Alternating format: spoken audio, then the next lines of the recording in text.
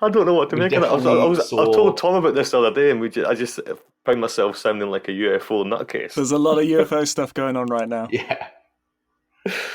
I haven't mentioned it, and when you mentioned it when we came back to the surface, I was like, Alan, don't say anything. Everyone's going to think we're crazies, and they're not going to let us dive in the submarine anymore. To Can check we your just not gas mention mix. that and leave it at that? It was big. I mean, it was 100 meters away, 80, 90 to 100 meters away. Came up on the sonar bigger than our landers, which are 1.5 meters high and 1 meter wide.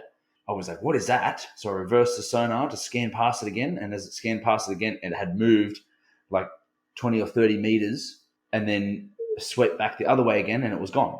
And we drove to where we thought it was, and nothing there. So it can only be UFOs, right? Subsea UFO. That was quite freaky, though, I must admit. And I do sound like a mad person trying to tell people that. And they're like, oh, yeah, you must have been mistaken. And then I was trying to think what it could be, because it was obviously something big. It's like, to get a return as strong as that, it's got to be either metal or air. Mm-hmm. I don't believe whales are diving to 6,000 meters.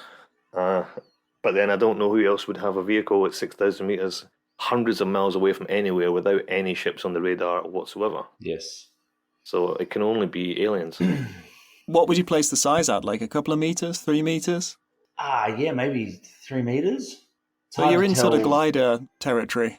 It could be, yeah. It would be bigger than a glider, though. It'd have to be.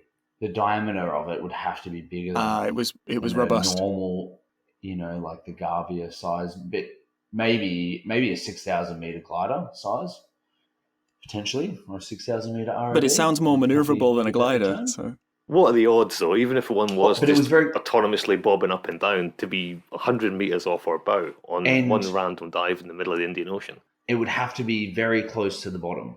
Yeah. I don't think it could be a glider because it's way too close to the bottom. Anyway, we mustn't dwell too moving much too on this, fast. because we will get a reputation of being crazy people. But there was something odd on the scanning sonar, and unfortunately, we're never going to know what it was. But it was enough to make a series of really spooky, weird dives in the middle of the Indian Ocean even weirder.